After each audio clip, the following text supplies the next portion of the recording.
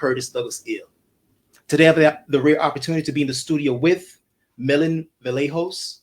And I just wanted to do this real quick, brief bio, and I hope I don't get tongue twisted. So just bear with you, brother. Today, on Universal Pathway, we welcome Millennium Vallejos, the dynamic COO, Chief Operating Officer of Millennium Movement LLC and Millennium Movement Inc. Again, I'll say that. Millennium Movement LLC and the Millennium Movement Inc. Organizations dedicated to the uplifting, empowering women through wellness, community, and collaboration.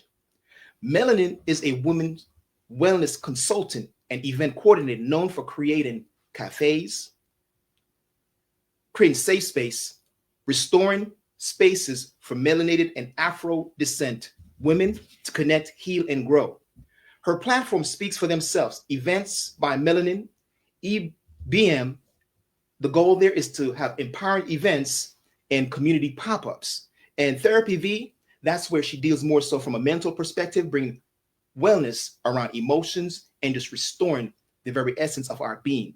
She's also the creator of A Seat on Melanin Couch, an annual panel featured multiple times on News 12 Brooklyn that highlights women in business and the power of sisterhood. I say that again, the power of sisterhood. A mentor and community advocate, Melanin works to expand wellness resources, support women-led businesses, and provide programs for women in need, including survivors of domestic violence. Did I do a little bit of justice? You did amazing. Wow. Very good, very good. I was getting tongue-tied here. It's so much. Yeah, no, being this close to all this melanin. There's a lot of melanin in the room today, people. All right. So with that being said, beautiful name. We were having a discussion prior to the interview, and I was just wowed in just hearing the story of this young lady. But I don't want to do any injustice here, and I'm going to allow her to tell you directly.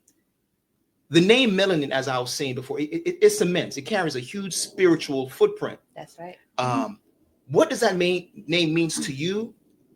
And I just want to, how did you come about having that name? Okay, first, what it means to me, strength, power, and bragging rights at this point, because we weren't always able to celebrate being this color or be accepted being this color. So it's like a bragging right to me at this point, because everybody can't look like us. Beautiful, beautiful, beautiful. But go a little bit deeper, because you were saying that like your mom never named you Melanin. So that's not my real name, even though nobody believes me. I was working with a clothing line that had a melanin line, and the eyes on the shirt looked like mine. So I started selling them, the shirts. I did a bunch of photo shoots with my friends, and it just became popular. So people started calling me Melanin, and it just stuck with me. Wow. Wow. I can see why. I mean, I agree, but I can see why. So yeah, that's where that came from. At the time when we started selling the shirts, I didn't know what the name meant or the origin. So we did the research, and here we are. Gotcha. For those who are watching, you're not in the studio, I could tell you that you definitely have the eyes to match the verbiage in of itself. So a movement. You know, we've had a lot of different movements over the years. A lot. You know, think about some of the greats. We've seen marches as a people, right? Yes. Yeah. The Martin Luther Kings. You know, we've had even out of the Caribbean, Marcus Mosiah Garvey, one of the biggest movement that I've seen in our day and age, in the sense that he's a part of the hero perspective out of Jamaica. But I just want to touch on that. Why a movement? And I could see why Melanin, but why a movement? And that's such a powerful, huge. That's a big word. Yes, it is. It just goes together, because black is beautiful, black is powerful. So why not call it a movement? This is something that I want to keep going. So I feel like that's the best word. It just worked with what I'm trying to do. Gotcha. And again, we know from a certain perspective that, you know, they're play on words. So when she's saying black, she's speaking to the hue of the people who are out of the diaspora. That's right. Melanated people, meaning the dark hue people. Yes. Original people. So we just want to clarify that, and not the connotative linguistics that surrounds the word Black. Because Right. we know Black, according to science, means death. She's speaking about the melanin, the dark hue, the Yes, pigmentation. nothing dark, nothing Yes. in that way. Yeah. Got it. Beautiful. So that realization of the movement, the spark, the motivation came about how? The motivation is we just need a lot of togetherness in our community, and I feel like it gets sidetracked with reality TV, what people see on the internet, and they lose track of who they are. That's a very good point. I'm just doing what I feel like my part is, and my team also, to bring us back together. Okay. So you mentioned that T-shirt, right? And what you were doing. Is that more so a part of the fashion industry? That whole background, the branding that was being done, where you were like the face for this? I was just a face for that part of the brand. Yeah. Okay. So, but I haven't done anything with fashion since then. Yeah. Okay. So your background started with fashion, but now it's more like you see the. It really started with like party planning, and then I feel like I'm always dibbling and dabbling in different things to try to meet people, or because I get bored easily. So I started with party planning, and then I got into the T-shirt thing, and now I'm more focused on helping out women. Wow. Yeah. So what about the brothers? So the thing with that is, so I do the women empowerment event every year. I also help the women outside of that. But every time I try to do something for the men, it's like they don't want to be vulnerable in front of people. And that's something that I would need help with. But I would love to do something for the brothers, but they're not accepting to it. They're not accepting to it. The past few years we started adding men to the women's empowerment panel, and it worked out. But that's only a little bit of men. Even in the audience, it's mostly women. Well, I could tell you this. I would love, yes, we would love our that. School of thought, we cannot rise higher than our women. Okay. So we have to. True men have to empower women. So I agree. Yeah, that made no sense. So the little bit of men that we do have on the panel, they're always amazing. The last few years, they get along well with the crowd, and they give us their input. We always ask, "What do you need from us?" We speak about relationships, but it's really not a lot of men that into that. Got it. Yeah. Hopefully, I would love. Yes, through our communication. Yes, today, we'll I would love. That. Yeah, I would love that. We would love that, but it's yeah. I feel like men feel like they have to be strong, like 24/7, and they're not comfortable being vulnerable in front of others. And that's normally how those events go. Like some women are there crying, they're talking about stuff that they haven't spoken to other people about. Yes. So it gets a little emotional, and I can only imagine. They just don't want to be. I guess I don't know. Well. Us as maybe I just think to be different. Yes, we have to relearn, right? And the beautiful thing is, with movements such as yours, bringing that energy forth, I think it's that balance, and we definitely, even from a Moorish perspective, looking forward to what that is, and to really get that done. So you're right in track and totally in line. So, okay, good. So the LLC and the nonprofit, right? Branches of your organization. How do you really balance that level of leadership? Because you have both. You have the LLC, you have the nonprofit, community outreach, wellness center, programming. As a chief operating officer. And that's not even all the stuff that I do. Like I do stuff for other companies also. So I got to take a lot of deep breaths. Yes.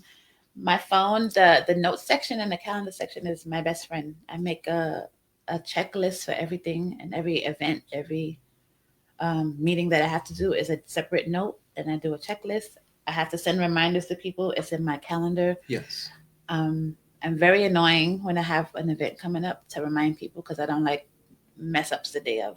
So it's just being very organized. Yeah. Where you been, sister? We need more sisters so annoying. Like Melanie. If I have an event 2 months from now and I know that people have to bring stuff like a week before, I set a calendar reminder every week, send out a blast reminder.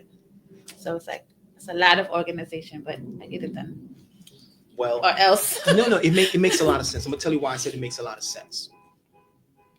For you to be willing to do what you're embracing, which is a movement, you have to be organized. Yeah, it's a lot. Sometimes I just need a day and I just sit on the couch with my blanket, and then once I'm back into it, that's how it goes. That's good. So you create safe spaces for our people, for women who are going through a lot, right? How does Melanin Movement intentionally create that environment that they heal, uplift, empower our people and our women? I put together whatever events that I feel like they need, or what I need also, because sometimes seeing it go well, it heals me also. Yes. Sometimes I need a safe space also. Okay. But I'm not good with speaking to a lot of people, so it really makes me feel good that I'm doing that for other people. The events are no judgment. They're not allowed to bash each other. There's no arguing. It's just straight peace and healing. And I wish that for everybody, especially the men also, if we can ever get them together. Most definitely. Mm-hmm. I mean, it's all peace in here. Yeah. Nope, so, there's no drama in here. No, not at all. And that's the type of space I like to be around. So I want to provide that for everybody around me also. So what do you think contributed to the fact that we're not feeling at peace as a people? We're not really coming together. The world is rough. Yeah. Yeah. The world is really rough. There's a lot going on, especially now with this new president. So I just feel like we're feeling pressure from everywhere else. Sometimes you just don't have a minute to decompress. So breathing techniques are definitely important. Yeah, I have to work on that also. I just started trying to do the breathing, but it doesn't work all the time. Well, let me share something to you and with the audience recently that happened, and I think it's very practical. I just came back from Arizona, right? Okay. While I was in Arizona, we have about an acre property on an assisted living that we're building there. And I had to literally be the one to get out there and said, you know what? I can't go back to New York and leave the lawn looking the way it did. So I went to Home Depot. I got a brand new lawnmower. So I took the lawnmower out, started up, gas it up, started up, oil it up, started beautiful. Had a weed whacker before that I did a little bit of the lawn. And I pushed for about a minute. It shut off. Why did it shut off? It had enough. It's brand new.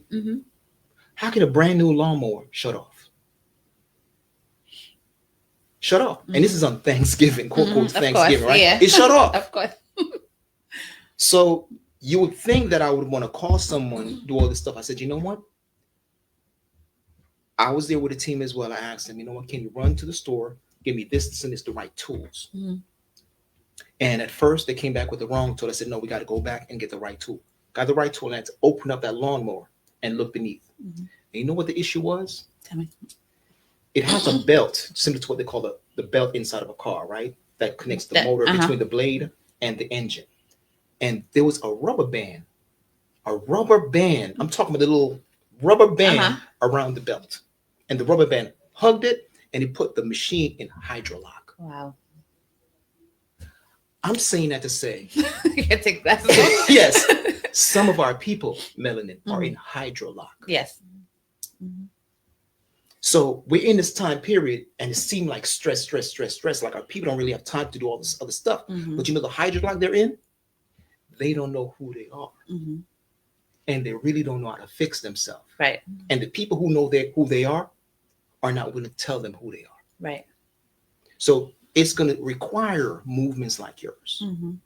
It's going to require us to be flexible enough to be able to rotate around what's outside and what's inside. That's going to propel that blade to keep moving, because that's the whole idea of a lawnmower. It's a movement.